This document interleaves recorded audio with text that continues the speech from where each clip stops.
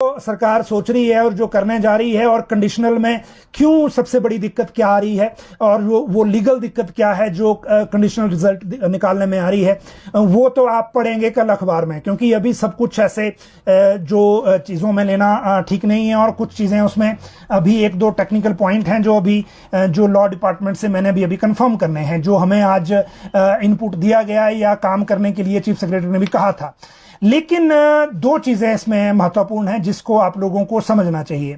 पहली बात यह कि जो पोस्ट कोड लोक सेवा आयोग को चले गए थे और जिनमें रिजल्ट अभी आने वाला है, 3 पोस्ट कोड 311 पद, वो तो हम पहले आपको क्लियर कर चुके हैं। जो बचे हुए 19 पोस्ट कोड हैं उनमें सिर्फ 56 पद हैं, 56। तो वो कोई इशू है नहीं। इशू है सिर्फ उसका जो जिसमें एफआईआर हो गई है, क्योंकि सबसे ज्यादा पद उसमें है। चाहे आप ड्राइंग मास्टर कहिए, चाहे आप सचिवालय क्लर्क कहिए, चाहे आप JOAIT कहिए, जिन मामलों में ज्यादा पद हैं उन्हीं मामलों में एफआईआर हुई है। क्योंकि कमाई का तरीका भी उन्हीं में था, पेपर लीक करने के लिए जो एजेंट उसी में एजेंट भी उसी में एक्टिव थे, और उसी में पेपर बिकना था क्योंकि खरीदना भी उन्होंने था जिसमें पोस्ट ज्यादा थी। तो ये मैटर है सबसे पहले कि जिनमें एफआईआर हुई है वो रिजल्ट कब आएंगे। इसीलिए ये सारी चीजें आप कल आप देखेंगे कि उसमें करते हैं नई भर्ती एजेंसी की। क्योंकि राज्य सरकार ने हमीरपुर कर्मचारी चयन आयोग के भंग होने के बाद दीपक सानन की अध्यक्षता में एक नई कमेटी बना रखी है। उस कमेटी ने रिपोर्ट देनी है क्लास 3 की भर्तियों में कौन सी एजेंसी हो, क्या फॉर्मेट हो, उसके बाद राज्य सरकार ने फैसला लेना है। मुख्यमंत्री सुखविंदर सिंह सुक्खू कह चुके हैं कि उनकी जो एजेंसी है वो हमीरपुर कर्मचारी चयन आयोग के मुख्यालय में ही दोबारा बैठेगी, वहीं काम करेगी। और जब वो वहां काम करेगी, लेकिन फॉर्मेट क्या होगा इसके बारे में अभी इंतजार सबको है, और ये इंतजार खत्म होगा जब दीपक सानन की कमेटी अपनी रिपोर्ट देगी। इस कमेटी में जो मेंबर सेक्रेटरी हैं, डायरेक्टर IT मुकेश रेपसवाल, वो आ गए हैं। एक चिट्ठी उनकी चली गई है, आज पर्सनल सेक्रेटरी को मिल भी गई थी, और वो है एक्सटेंशन की। इनको 4 अक्टूबर तक एक्सटेंशन का मामला चल रहा है, फाइल पे अप्रूवल होने वाली है, CM से ये अप्रूवल होगी। 4 जुलाई को तक इनको 3 महीने का टाइम दिया गया था, उसमें ये काम पूरा हो नहीं पाया। अब 4 अक्टूबर तक जाएगी, लेकिन वो होगी फाइनल रिपोर्ट के लिए। अंतरिम रिपोर्ट इसी हफ्ते आ रही है। दीपक सानन ने अपने मेंबर सेक्रेटरी को कहा है कि वो मुख्यमंत्री कार्यालय संपर्क करें और उनसे टाइम लें, ताकि जैसे वो टाइम देते हैं उस टाइम पर जाकर हम अपनी प्रिलिमिनरी रिपोर्ट सबमिट कर सकें। मतलब ये हुआ कि ये प्रारंभिक रिपोर्ट इसी हफ्ते आएगी, और आपको इसी हफ्ते ये पता चल जाएगा कि रिपोर्ट में क्या सुजेशन है। OMR आगे रहेगा या फिर पूरी तरह से कंप्यूटर बेस्ड टेस्ट शुरू हो जाएगा क्लास 3 में, ग्रुप C में, और कैटेगरी वाइज जो है उसमें क्या करना है। अगर CBT करना है तो राज्य सरकार को इंफ्रास्ट्रक्चर डेवलपमेंट की दिशा में क्या करना है। ये 2 चीजें बड़ी महत्वपूर्ण इसमें रहने वाली हैं। एक बात बिल्कुल आप तय मानिए कि प्रारंभिक रिपोर्ट इसी हफ्ते आपको मिल सकती है। आज सिर्फ दीपक सानन ने यह कहा है कि उन्होंने अपने ऑफिस को डायरेक्ट किया है, ऑफिस का मतलब यह कि जो इस कमेटी के सेक्रेटरी हैं, कि आप मुख्यमंत्री कार्यालय से टाइम लीजिए, जो टाइम मिलता है हम जाके रिपोर्ट प्रिलिमिनरी रिपोर्ट सबमिट करेंगे।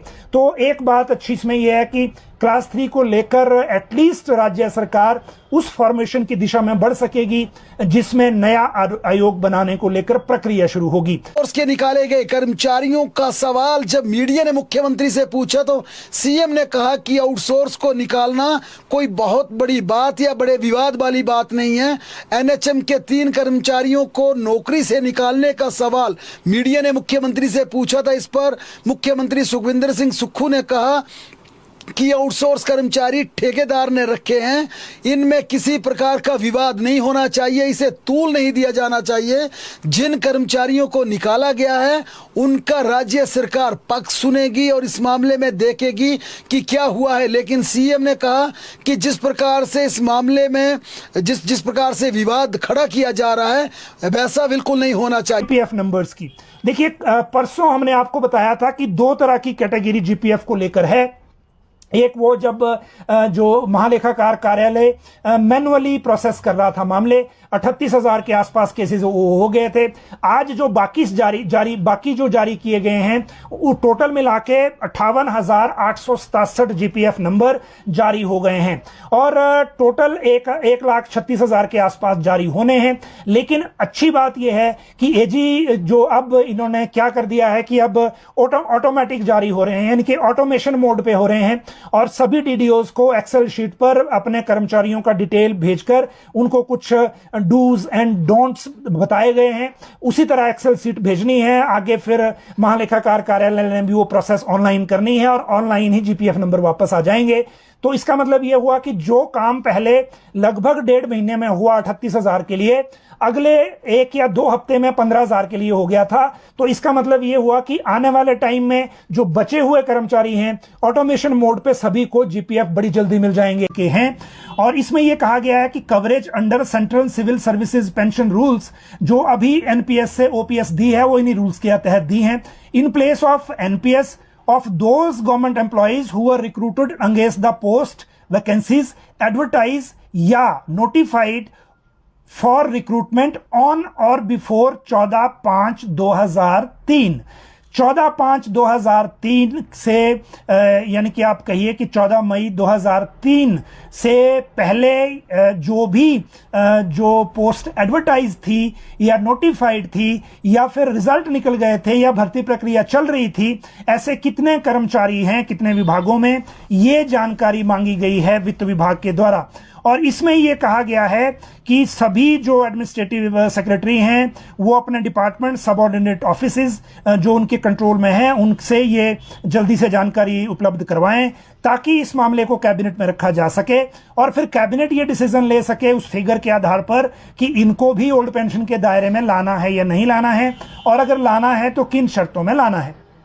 देखिए, हिमाचल सरकार ने अभी जो एनपीएस से ओपीएस में लाने का ऑर्डर किया था उसमें कट ऑफ डेट 14/5/2003 ली थी, जिस डेट को हिमाचल सरकार ने एनपीएस को लागू किया था। यह हिस्टोरिक फैक्ट है कि हिमाचल सरकार ने एनपीएस को केंद्र सरकार से पहले लागू कर दिया था 2003 में।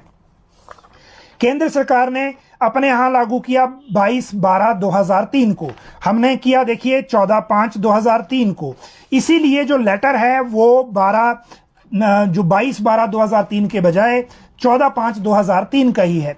अब बहुत सारी क्वेरीज ये आ रही हैं कि जिस तरह से भारत सरकार ने लेटर अपना जारी किया है, ये 3 मार्च 2023 को किया था, जिसमें ये कहा था कि जो गवर्नमेंट सर्वेंट जो हैं वो 31/12/2003 से पहले एडवर्टाइज या प्रोसेस में रही भर्तियों में थे उनको भी ओल्ड पेंशन का ऑप्शन दिया जाए और उनको भी ओल्ड पेंशन लागू की जाए, ये कहा था भारत सरकार ने। हिमाचल सरकार ने उस डेट को नहीं लिया, हिमाचल सरकार ने अपनी डेट ली है और इसके बाद अब जब डाटा आएगा उसके बाद कैबिनेट में जाएगा, फिर कैबिनेट ये डिसीजन लेगी कि इसमें। तो बात करते हैं जेओआईटी स्टेनोग्राफर की और आरएनपी रूल रिपील करने की। देखिए, आरएनपी रूल जब रिपील होता है तो उसका मतलब ये होता है कि राज्य सरकार अपने भर्ती नियमों में किन्हीं जरूरतों के आधार पर कोई बदलाव चाहती है। आज 2 आरएनपी रूल रिपील हुए हैं, दोनों ही प्रिंटिंग एंड स्टेशनरी डिपार्टमेंट के हैं। डिपार्टमेंट बहुत छोटा है, सिर्फ छापने का काम इनके पास है। एक जो है वो है photo type setter operator, class 3 है ये, और दूसरा है फ्लाई बॉय ऑफसेट, ये भी क्लास 3 का है। इन दोनों के जो भर्ती नियम हैं उनको रिपील कर दिया गया है। जो एक जो थे ये भर्ती नियम फोटोटाइप सेटर ऑपरेटर के, ये जो भर्ती नियम हैं ये 2012 के थे, इनको रिपील करके 2023 के नए रूल बनाए गए हैं। और जो दूसरा है फ्लाई बॉय ऑफसेट, ये थे 2007 के, इनको भी रिपील करके नए नियम बनाए गए हैं। और जो नए नियम है वो क्लास 3 का सिस्टम जिस तरह का है उसी तरह के बनाए गए हैं। जहां तक जेओआईटी स्टेनोग्राफर की बात है और सुपरडेंट ग्रेड 2 की बात है, तो राज्य चुनाव आयोग ने अब ये फैसला लिया है अपने यहां कि जो स्टेट इलेक्शन कमीशन है वो student grade 2 class 2 non gazetted और जो जूनियर स्केल स्टेनोग्राफर और तीसरा है जूनियर ऑफिस असिस्टेंट आईटी, इनके जो रिक्रूटमेंट एंड प्रमोशन रूल्स हैं ये जो पर्सनल डिपार्टमेंट ने जारी कर रखे हैं उन्हीं को अडॉप्ट करेंगे। मतलब ये जो स्टेट इलेक्शन कमीशन